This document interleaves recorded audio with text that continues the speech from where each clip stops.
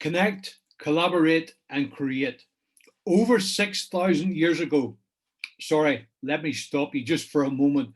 Have you got a pen and a piece of paper? Take some notes. I encourage you to engage in what we're saying here today. Some things you might think about, even how you can relate this to your life and business. Don't write everything down, but if you are thinking something, then as the person says, ink it and get it down there so you can look at it later, maybe things that resonate with you. Let me pull you back into the 6,000 years ago. There was a man called Adam, and he met this woman called Eve. They got to know each other, they communicated with each other, they connected with each other. And as a result of that, they collaborated on something. They joined forces.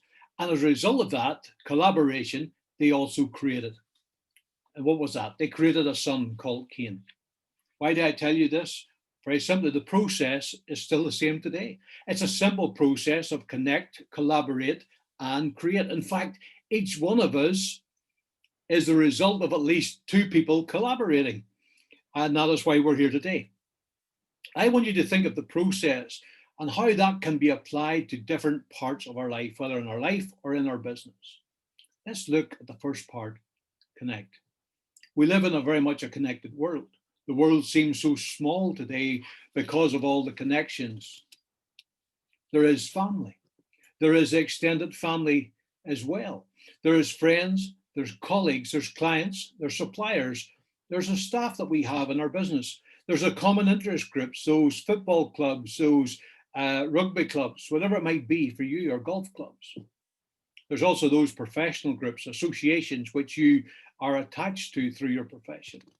Then there's also the networking groups that you may attend, community groups, church groups, and also there's the social media.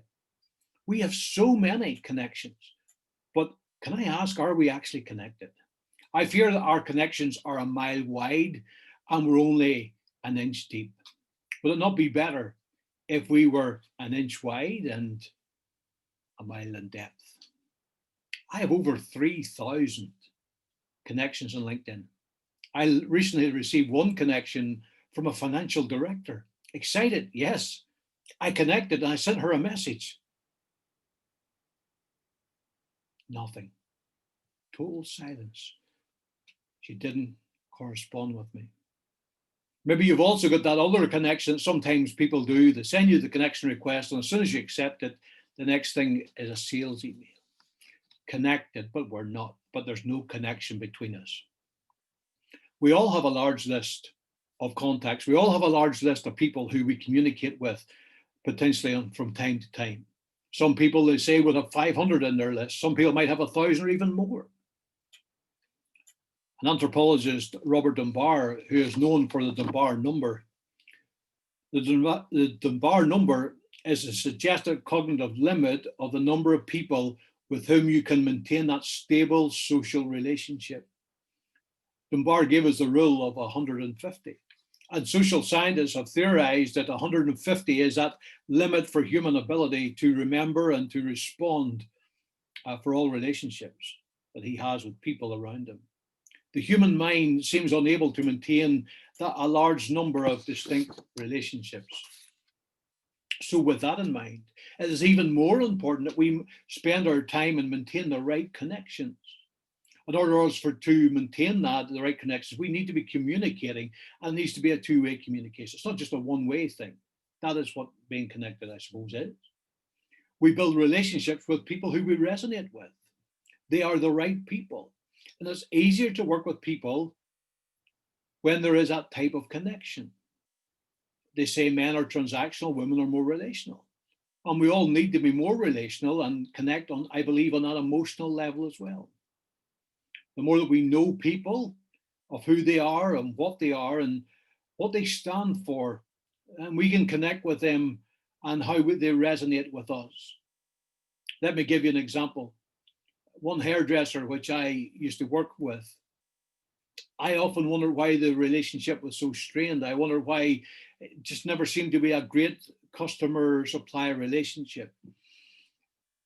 But she was a very determined person, and I realized that part of that determination was that she was putting her business away above her family. Some of my values is around family, honesty, loyalty, and integrity. And that contradicted my values. Over 5 years ago, also, I was sitting with a group of men, three other men, in a networking situation having breakfast. This woman server comes to us and they make a sexual remark about her and they have a laugh at her. And that remark and that sexual remark went against my values, so much so that has created a barrier to communication and a barrier to connectedness with those people again. In this ever-changing world, I believe that it's harder to connect in so many ways on a personal basis, but it's not impossible. We may not be able to shake someone's hand at the moment. We may not be able to see some people in the flesh, but we can still see them. We can still speak to them. We can still smile at them. We can still send that gift or that card. And we're still there to help people, even if it is online and even if it is through technology. Let us connect with those who have the same values as ourselves and those people who resonate with us on that emotional level. If we have these people, then we can move to the second part of that process, and that is to collaborate with them. To collaborate is to work with people, to cooperate with people, to achieve something. And there needs to be that willingness and there needs to be that harmony to really to make this work. In the fall of 1729, Benjamin Franklin and a group of his friends founded what was called the Junto Club. They're also known as the Leather Apron Club as well. Members of that Junto Club were avid readers. There were people who were intellects. There were people who believed in personal development and improvement, not only of themselves, but of society. The Junto Club was a launching pad for many public platforms and projects. One of those was the first lending library, the Union Fire Company in the Pennsylvania University, as well as the hospital as well. Maybe today we have an idea of a product. We need to connect with the right people and collaborate with them. Maybe you've got a problem in your business and maybe we need to collaborate with others who might have a solution for us. Maybe you've got a project that you should be reaching out to others to help with. All we have to do is to ask, because the reality is the right people will want to help you. Every successful business person, every successful sports person has needed help to be successful. They may be in the limelight, but they've been carried by other people on their shoulders.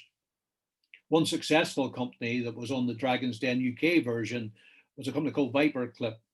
And that's headed up by friends of mine, Davy and Julie Gray from Northern Ireland. The original idea of Davy's was to create a product that would help electricians to speed up their process, to save time and to save money. It was to be a worldwide product. But they can only achieve that through the collaboration of so many other different types of people. Some of those people and groups were universities that gave their time for research and specialist help. Some of that was programs that were designed to help them pitch for investment. There was the designers, there was the people who give funder support, and there was the individual investors as well. Collaboration to bring a product to a worldwide market. And as a result of that collaboration, they created a product. That moves me to that word create. The creating is the result of the connection and the collaboration. In a simple format, my website is going to be a product. It's going to be created, but it only came about through a collaboration with a web designer, with a photographer, and also with a copywriter. What is it that you're trying to create today? What is the result you want in your life or your business? Yesterday, I spoke with an accountant and he wanted to double his turnover and bring it to a £3 million business. He wasn't going to do that on his own. I hope that today you've taken some thought away or some idea that you can implement in your life and business today, that you can put into action. I personally am on a mission to help people collaborate, and doing that even through mastermind groups, a simple form of a mastermind group. Please, if you have an interest in collaboration, please reach out and let's have a conversation.